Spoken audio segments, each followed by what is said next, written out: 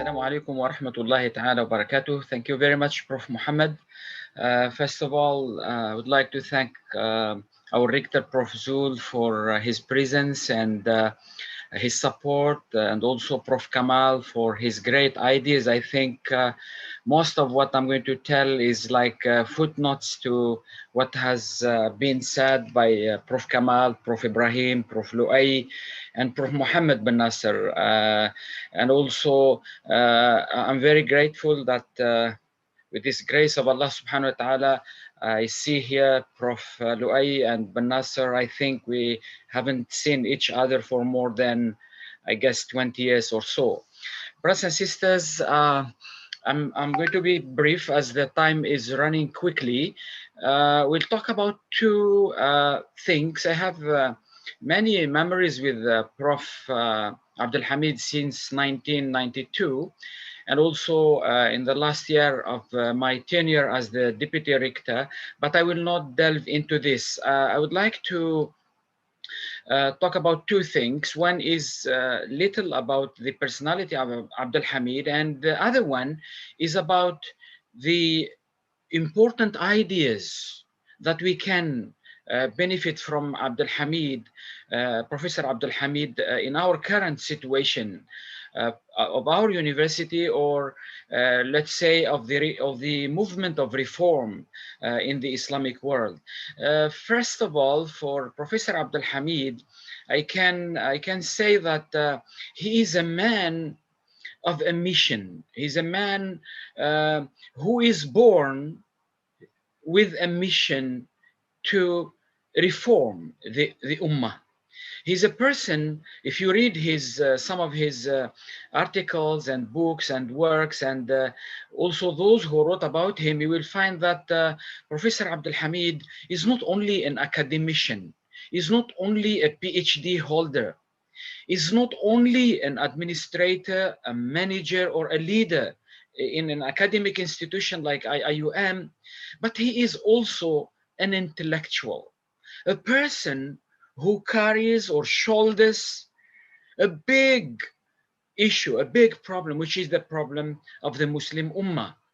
And if you read his book, Crisis in the Muslim Mind, you will understand and sense part of his personality, which is actually, it's really difficult at that time, and even in our time, to get a scholar or a thinker to write directly and talk about the crisis in the Muslim mind, talking about the deficiency, the intellectual retardation, talking about the bankruptcy of the mind, the dichotomy between, particularly in our history, between the Fuqaha institution and the Hukum institution, talking about all these things. If you read this book of Crisis in the Muslim Mind, you see what quality of a person talking, what kind of a courage, what kind of, he's very brave too. He reminds me of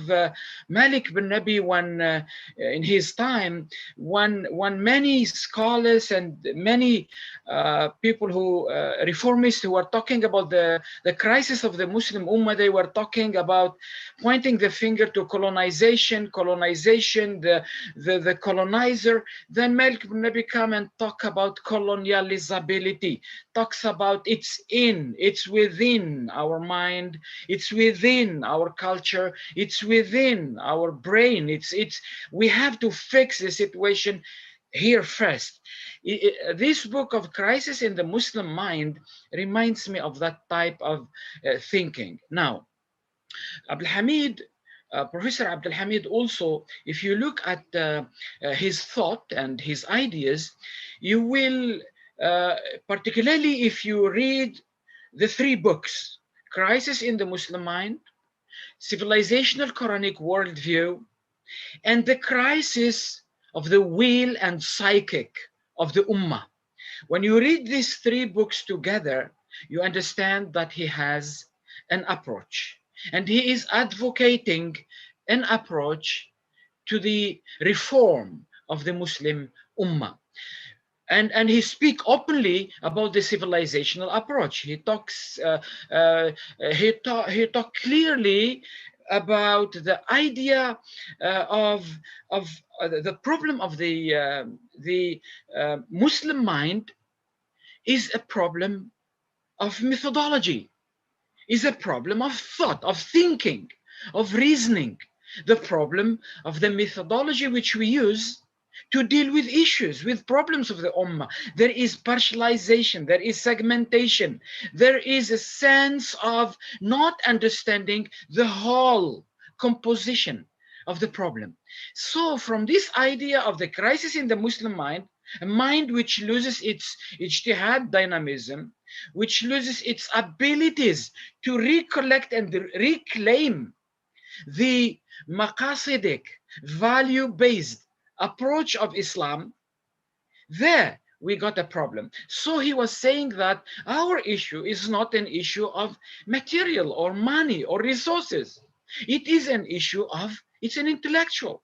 It is a crisis in the Muslim mind. The Muslim mind is, the methodology is unable to collect things, to connect the dots together. Everything become like scattered.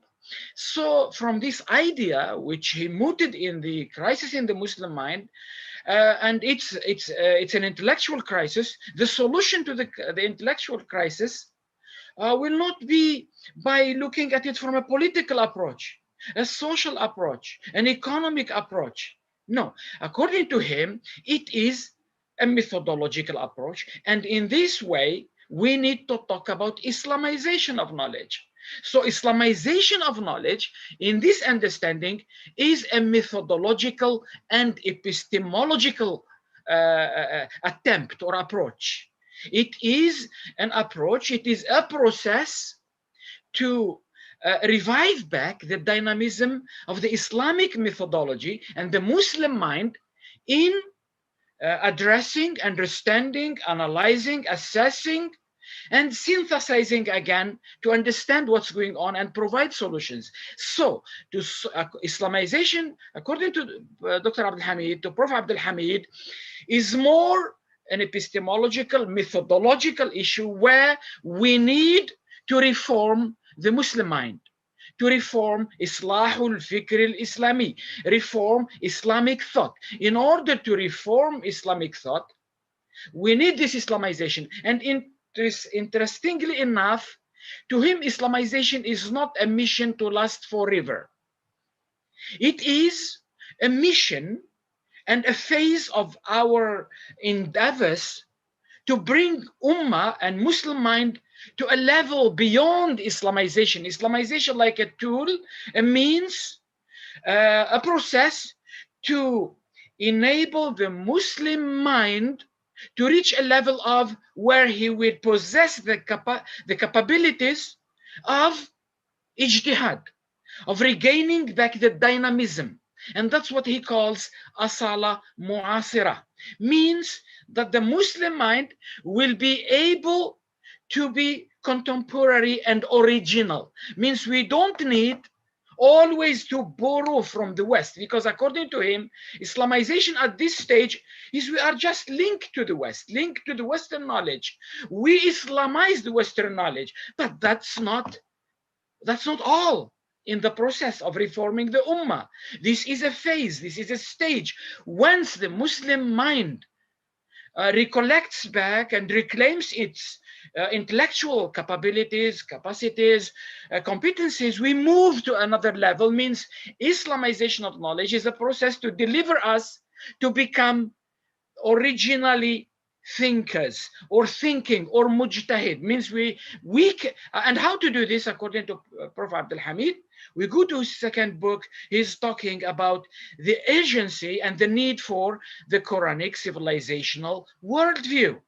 You cannot build the what you call the integrated Muslim mind without the Quranic civilizational worldview, which will give you the vision, the civilization vision, the civilizational values, gives you the model, gives you the substance, the ruh, gives you the essence of the approach. So here comes the worldview. And then if Islamization is a process to help us first Islamize, regain back our dynamism, intellectual dynamism, we build our methodology. That's why the idea of integration of knowledge is central in our in this university and in the Ummah. Without possessing the capabilities, the abilities, the skills of integrating knowledge, in which the Islamic worldview will become our driving force, and there will be a time where we cease from just Islamizing the Western knowledge, but we create our knowledge based on our worldview, maqasid al-sharia, our value system, and the real context in which we live today. So this idea of Islam, this is very important, means that we need to see now in strategizing the Islamization, where are we exactly? To him, I can derive from some of his ideas that one of the indicators that we succeed in the Islamization of knowledge and in the integration of knowledge is we will be able to do asala muasira, or what Prof. Kamal always names as relevantization. That is an ability, that is like a competency that our lecturers, our researchers, our professors, our postgraduate students need to possess. Without that, we will keep always reproducing the Western knowledge using the Islamic framework. But I think that stage need to cease somewhere, somehow. The indicator is when the Muslim scholars, researchers in all disciplines, social science, human science, natural science, we are able to do ijtihad and produce the knowledge in those disciplines using the maqasid framework, using the Islamic worldview. At that moment, that's an indicator that we start now regaining what our vision in the university says, regaining the dynamic or the dynamism of Islamic worldview in all disciplines. Now, from this, the last point I wanted to mention in his approach, doing all this, he found that, okay, we fixed the issue of intellectual crisis, we fix the epistemology, we fix the methodology, and we start producing social science, human science, and all this using the Islamic framework. He found that there is a missing link here. The missing link is what he put in his book, Azmatul Iradati wal Wijdan, the crisis of the will and psychic and emotional and the humanity inside us, as our Prof. Richter always talked about humanizing, because here the human is very important, because here education is very important, because here, according to Prof. Abdulhamid, educating the Ummah, and in particular and especially not at the university level, not only at the primary and secondary school, but in even preschool. That's why he talk about children. He talk about his book of Al-Irada wal-Wujdan, and also he wrote some book like stories talking about the island of those who construct and build Jazirat al-Banna'in. He speaks about the need to change the personality, the need to change, and this cannot happen just at the university level, but at all levels, starting from preschool onward.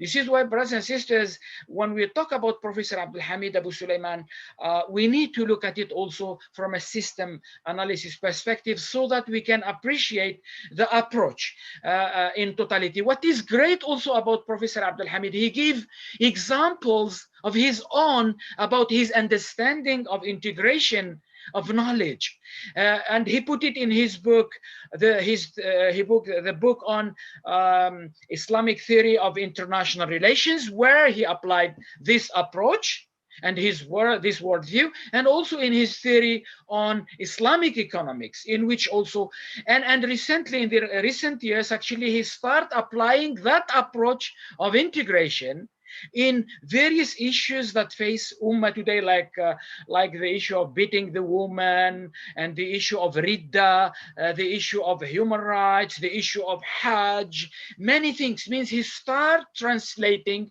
the model into solutions. So, brothers and sisters, the last thing to mention here about Prof. Abdulhamid AbuSulayman, he always, if you read his worldview, if you read his Irada and Wijdan, you will find that he's focusing on a worldview that gives hope, that is positive, that is talks about mawadda, rahma, peace, love, talks about forgiveness, about repentance, opposing the worldview which talks about akhirah, about the negative things. So he wants us to be more positive. That's why I think, to conclude, and what we take up from what I have just said, that we need to move forward with our project of Islamization and integration, but we keep in mind that there are phases and there are ends to processes, and then we delve into, or we move to another process, so that we can regain back the dynamism of the Muslim mind and the ijtihad of the Muslim mind. With this, I thank you. Wassalamu alaikum wa rahmatullahi ta'ala wa barakatuh.